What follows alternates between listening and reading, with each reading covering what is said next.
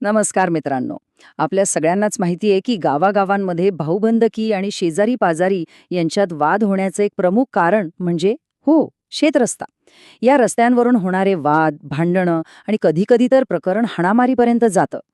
तर याच गंभीर समस्येवर शासनाने एक अत्यंत महत्वाचा आणि मोठा निर्णय घेतलाय, जो आपल्या प्रत्येकाला माहीत असणं खरंच खूप गरजेचं आहे. हो, अगदी बरोबर ऐकलत. जर आपल्या शेतात जाण्या-येण्याच्या रस्त्यावरून काही वाद सुरू असतील किंवा भविष्यात असे वाद होऊ नयेत असं वाटत असेल, तर शासनाचा हा नवीन नियम नेमका काय आहे, हे समजून घेणं आपल्यासाठी अत्यंत आवश्यक आहे. चला तर मग आजच्या या विशेष भागामध्ये आपण खोलात जाऊन हेच पाहणार आहोत. शासनाला हा नवीन निर्णय नेमका का घ्यावा लागला, याच्यामागे काय कारणं होती आणि सगळ्यात महत्त्वाचं म्हणजे याचा थेट परिणाम तलाठी, महसूल अधिकारी आणि आपल्या शेतकरी बांधवांवर काय होणार आहे, या सगळ्या प्रश्नांची उत्तरं आपल्याला आज इथे मिळणार आहेत. पण सुरू करण्यापूर्वी तलाठी मित्र या आपल्या चॅनलवर सर्वांचं खूप खूप स्वागत आहे. जे नवीन आहेत त्यांच्यासाठी सांगतो, इथे तुम्हाला तलाठी आणि महसूल अधिकाऱ्यांच्या ऑनलाईन ऑफलाईन कामांपासून ते महसूल विभागाच्या प्रत्येक ताज्या अपडेट्सपर्यंत सगळी माहिती सोप्या भाषेत मिळते. इतकंच नाही तर शेतकरी बांधवांसाठी ई-पीक नोंदणी, पीएम किसान आणि शासनाच्या महत्त्वाच्या योजनांची अचूक माहिती आम्ही देतो. आमचा उद्देश एकच आहे, अधिकाऱ्यांना त्यांच्या कामात मदत करणं आणि शेतकऱ्यांपर्यंत योग्य माहिती पोहोचवणं. त्यामुळे आपण अजूनही सबस्क्राईब केलं नसेल तर नक्की करा आणि आमच्यासोबत जोडले जा. चला तर आता येऊया आपल्या मूळ प्रश्नाकडे.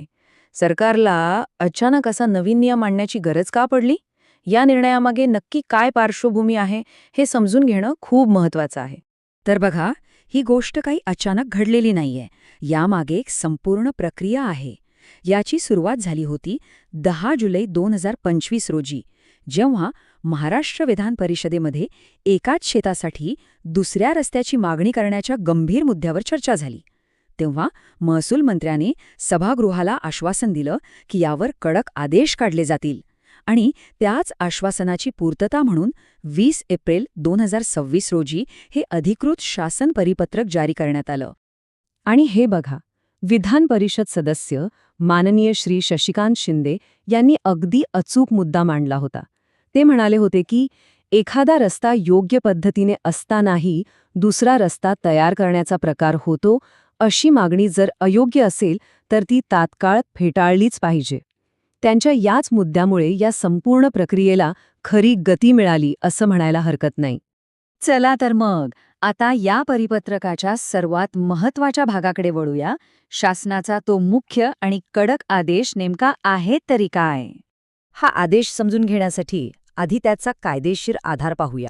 महाराष्ट्र जमीन महसूल संहिता 1966 मधलं कलम 143 काय सांगतं? तर त्याचा मूळ उद्देश हा शेत जमिनीला वाजवी प्रवेश म्हणजे रिझनेबल ॲक्सेस उपलब्ध करून देणं आहे. केवळ जास्तीत जास्त सोय उपलब्ध करून देणं नाही. म्हणजे येण्या-जाण्यासाठी रस्ता देणं महत्त्वाचं आहे, तो किती सोयीचा आहे हे नाही. कायद्याचा हाच मूळ हेतू या नवीन नियमाचा भक्कम पाया आहे. आणि हा आहे तो सर्वात महत्त्वाचा, कळीचा आणि अगदी स्पष्ट नियम. सोप्या शब्दांत सांगायचं झालं तर, जर एखाद्या शेतकऱ्याला त्याच्या शेतात जाण्यासाठी आधीपासूनच एक व्यवस्थित वापरात असलेला रस्ता अस्तित्वात असेल, तर त्याला दुसरा नवीन रस्ता कोणत्याही परिस्थितीत मंजूर केला जाणार नाही. विषय संपला. आता यातला नेमका फरक समजून घ्या. नवीन रस्त्याची मागणी कधी योग्य मानली जाईल?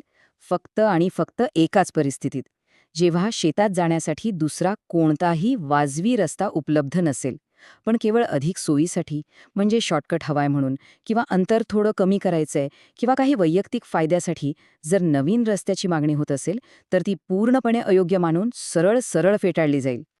ठीक आहे, नियम तर आला, पण याची अंमलबजावणी कोण आणि कशी करणार?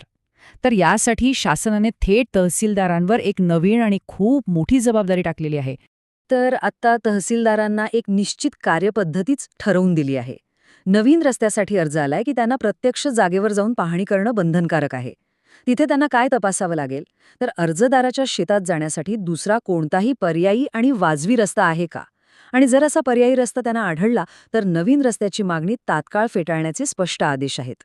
आणि हे प्रकरण किती गंभीरतेने घेतलं गेलंय हे या सूचनेवरून स्पष्ट होतं. शासनाने अगदी निक्षून सांगितलं आहे की या निर्देशांचा पालन न करणाऱ्या संबंधित अधिकाऱ्यांवर थेट शिस्तभंगाची कारवाई करण्यात येईल. त्यामुळे आता अधिकाऱ्यांची जबाबदारी खूपच वाढलेली आहे. चला आता या नियमाचे काही कायदेशीर बारकावे आणि त्याचे दूरगामी परिणाम काय होऊ शकतात यावर एक नजर टाकूया. हो, पण इथे एक महत्त्वाचा अपवाद लक्षात घेणं अत्यंत गरजेचं आहे. तो म्हणजे मामलेदार न्यायालय अधिनियम 1906 च्या कलम 5 नुसार जे कामकाज चालतं त्याला या परिपत्रकातील सूचना लागू होणार नाहीत. हा एक खूप महत्त्वाचा कायदेशीर मुद्दा आहे जो अधिकाऱ्यांनी विशेष करून लक्षात ठेवायला हवा. हा नियम समजून घेणं जितकं महत्त्वाचं आहे तितकंच महत्त्वाचं आहे की अशी अचूक माहिती सर्वांपर्यंत पोहोचावी.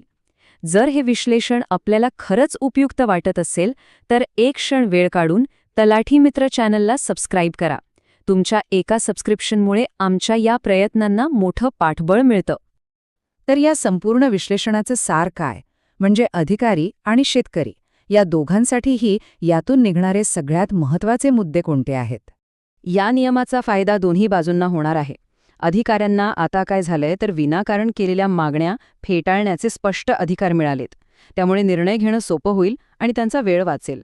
आणि दुसरीकडे शेतकऱ्यांचा काय फायदा तर त्यांच्या जमिनीचं अनावश्यक भूसंपदापासून संरक्षण होईल आणि यामुळे वर्षानुवर्ष चालणारे जमिनीचे वाद कमी होण्यास प्रचंड मदत मिळेल. सगळ्यात महत्त्वाचं म्हणजे रस्ता मागण्याचा योग्य कायदेशीर आधार काय हे आता सगळ्यांसाठी स्पष्ट झालं आहे. आणि शेवटी एक विचार करायला लावणारा प्रश्न. आपल्याला काय वाटतं, शासनाच्या या नवीन आणि कडक नियमामुळे गावागावातले जमिनीचे आणि रस्त्यांचे वाद खरंच मुळापासून संपतील का? आपलं मत काय आहे ते कमेंटमध्ये आम्हाला नक्की सांगा.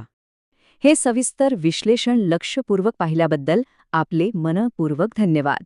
अशाच प्रकारच्या माहितीपूर्ण आणि महत्त्वाच्या विश्लेषणासाठी तलाठी मित्र चॅनलला सबस्क्राईब करायला विसरू नका.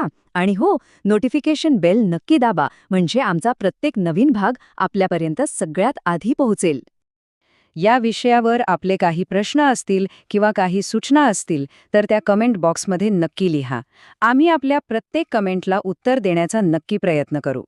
पुन्हा भेटूया पुढच्या भागात.